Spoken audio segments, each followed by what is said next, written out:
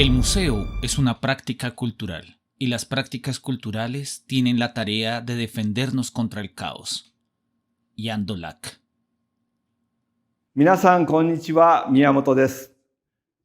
今回はオープンに向けて準備中の任天堂ミュージアムからお届けします。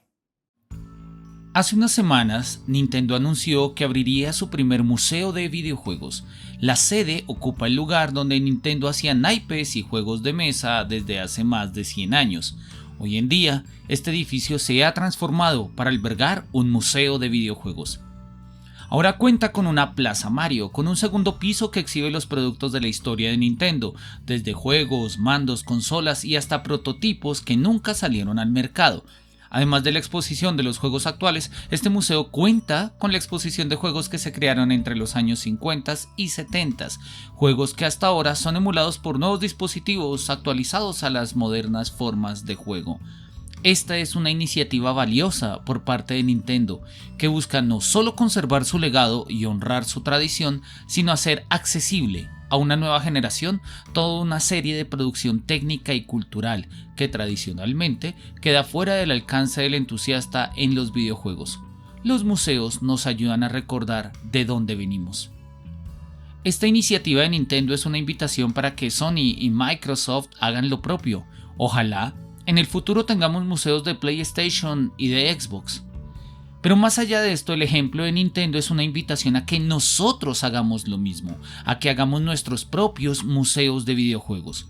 Por ello, quiero hacer este video afirmando que deberíamos tener muchos y variados museos de videojuegos, sobre todo en las universidades. El filósofo alemán Joachim Ritter recuerda que la primera facultad de arqueología en toda Alemania nació como consecuencia de la idea de tener un museo en la universidad por allá en la segunda década del siglo XIX. El primer museo propiedad de una universidad y dedicado al arte antiguo fue montado en Bonn después de 1820 por Frau Weckler, siguiéndole más tarde la fundación de una cátedra para arqueología. En las páginas siguientes de su libro, Ritter nos muestra cómo la consolidación de un saber en un ejercicio profesional va de la mano de la apertura de un museo en el área correspondiente. Así funcionó en Alemania y creo que es un modelo que vale la pena repetir en el horizonte de los videojuegos. La idea de por qué esto funciona la explica Ritter de manera sencilla. Un museo universitario permite que no veamos extraño el mundo, sino que lo veamos cercano, accesible, humano. Por ello, veo con curiosidad que jamás he estado en un museo de videojuegos en una universidad. En la ciudad donde vivo, en Bogotá, hay universidades que tienen museos de historia natural, archivos históricos de la propia universidad y galerías de arte, pero no he encontrado todavía una universidad con un museo de videojuegos. Así que hoy quiero hacer una reflexión acerca de por qué sería conveniente que las universidades incluyeran dentro de sus colecciones una sección videolúdica. Existen museos de videojuegos. El Computerspielmuseum en Berlín y el Museo Vigamo en Roma son ejemplos de ello. Sin embargo, ambos museos son iniciativas privadas que abren un escenario de divulgación de la cultura videolúdica y dependen del turismo y de donaciones para poder subsistir. Y aunque llevan años existiendo, no es muy común que aparezcan nuevos museos de videojuegos en el mundo.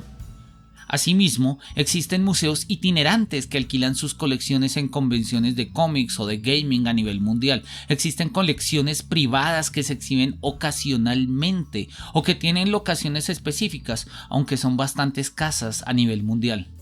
Existen iniciativas de museos virtuales de videojuegos, como la Video Game History Foundation, que se describe como una organización sin ánimo de lucro, cuya tarea es preservar, celebrar y enseñar la historia de los videojuegos.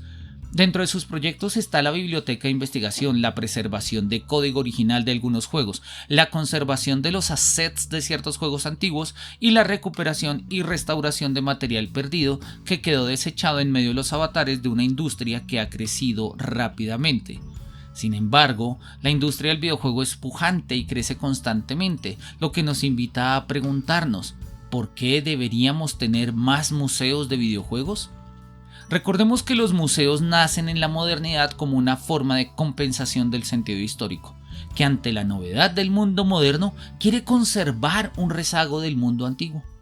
Este sentido histórico anima a que en un museo se conserven piezas que se consideren que poseen algún valor, tal y como lo reconoce Ritter. Pero a este hecho pertenece el que lo así eliminado de la realidad actual transforme, por así decirlo, su ser, se convierta en lo histórico y se conserve en los museos creados para ello, como algo digno de ser salvaguardado. Los museos de videojuegos contienen precisamente estos elementos que ya no hacen parte de la realidad actual y que son considerados como tecnología superada, pero que todavía consideramos digna de ser salvaguardada. Es curioso porque guardamos en los museos aquello que de otra manera consideraríamos algo desechable. Lo desechado, lo aparentemente olvidado, halla refugio en los museos, afirma Marquardt, siguiendo las ideas de su maestro Ritter. Formulemos entonces la pregunta general: ¿por qué hacemos museos? Carl Friedrich Grunda hablaba de la dialéctica de lo museal para abordar esta cuestión. Pues en la medida en que arremete lo nuevo, lo antiguo queda superado, pero en esta superación lo antiguo no se elimina del todo y permanece como memoria en espacios destinados a la memoria. Y tiene sentido que en términos de la industria de videojuegos los avances de la tecnología que vienen con las nuevas consolas impliquen que las anteriores tecnologías queden superadas. Sin embargo, no se desechan, pues tienen valor como testigos de una época y merecen algún tipo de conservación. Esta dialéctica entre lo antiguo que debe desecharse por la llegada de lo nuevo y lo antiguo que debe conservarse ante la llegada de lo nuevo es lo que consideramos como la dialéctica de lo museal. No hacemos un museo de todo lo que queda superado, sino de aquello que tiene un valor y en virtud del cual lo guardamos.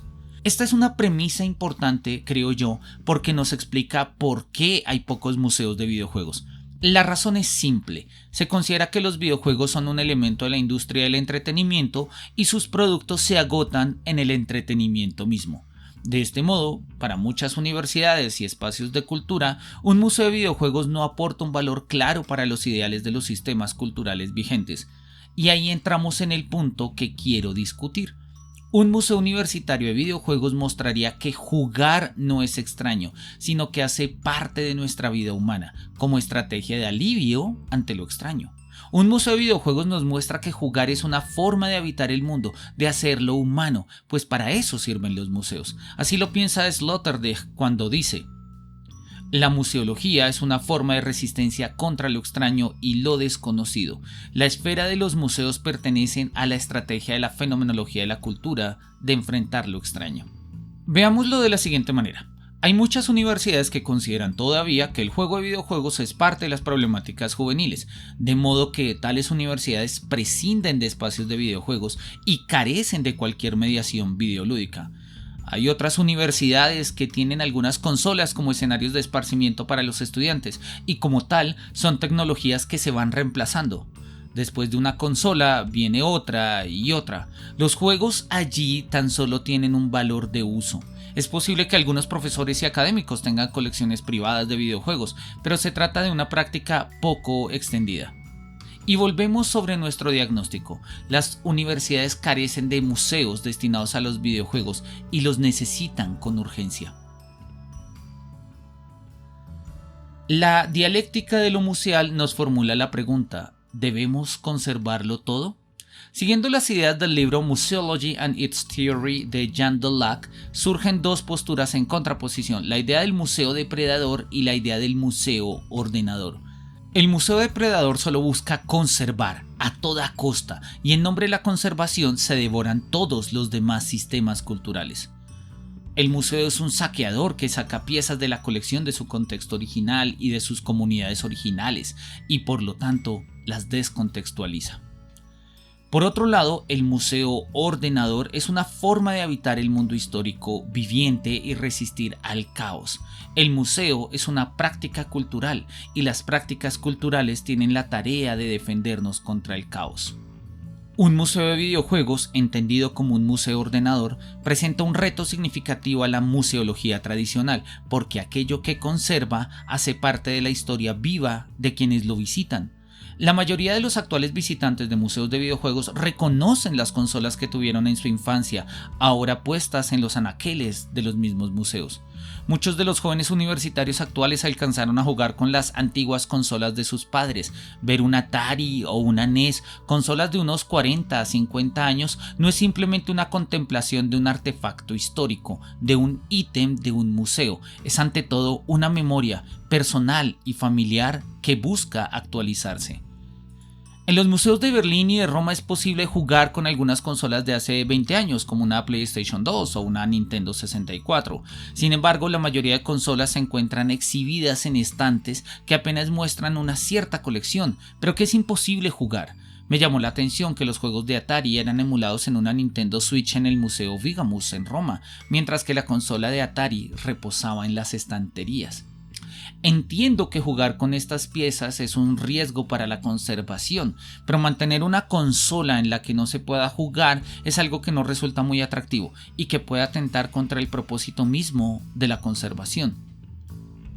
El museo no es solo un espejo neutral, sino también un testigo y un actor. Un museo muerto es inútil. El museo no debe ser un cáncer o un quiste, sino un ganglio nervioso, un instrumento de creatividad.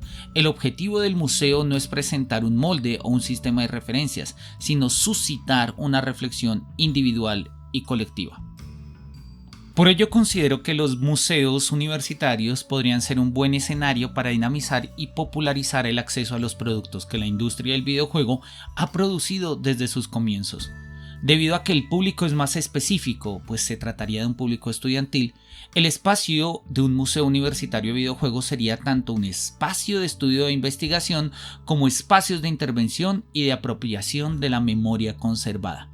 Incluso se me ocurre una visión ideal, un sueño, en la que un museo universitario de videojuegos tenga a los estudiantes como sus propios encargados, que ellos organicen competencias en consolas antiguas, que sean los estudiantes capacitados en ingeniería y electrónica quienes reparen las consolas, aquellos que estudian artes y diseños, que sean los que hacen las curadurías, los que estudian comunicación y humanidades, que sean los que creen el mensaje del mismo museo.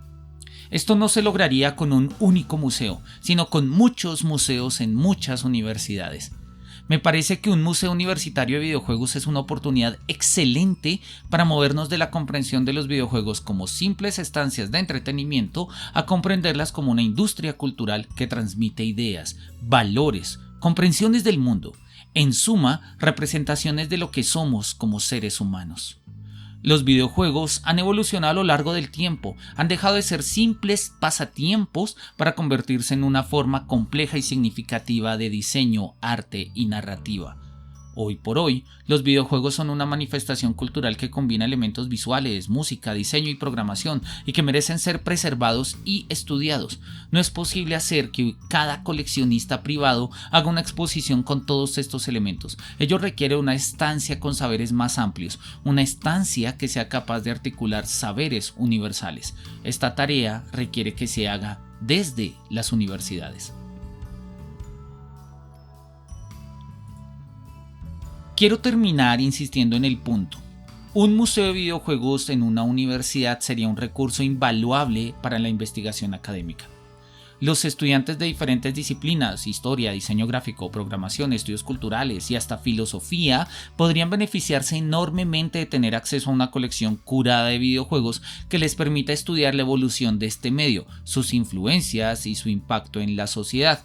De la misma manera que los museos de historia natural permitieron avanzar el conocimiento de las ciencias naturales en el siglo XIX, es lógico pensar que un museo de videojuegos permitirá consolidar una nueva disciplina que combine la programación, el diseño, la narrativa y las humanidades. Se hace necesario así reconocer y legitimar los videojuegos como una parte integral de la cultura contemporánea.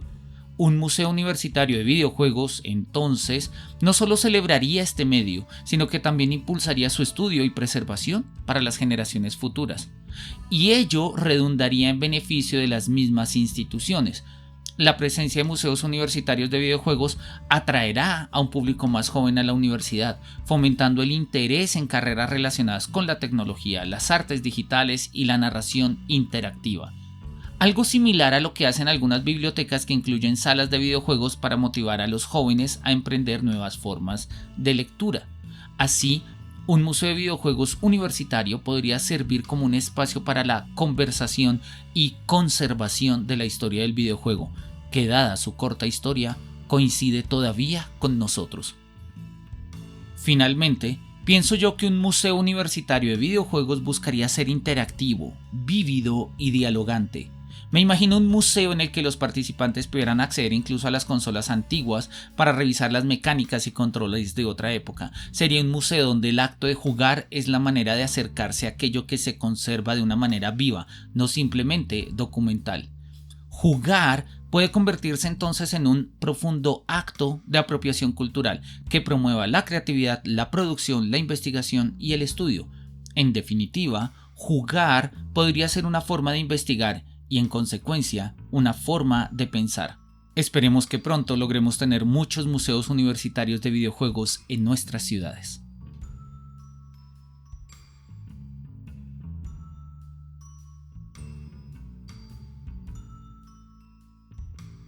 Si te gustó el video, puedes apoyarnos en Patreon, PayPal o Ko-fi, o suscribiéndote a nuestro canal de YouTube. Gracias por ver el video. Que los cielos nos miren con su beneplácito.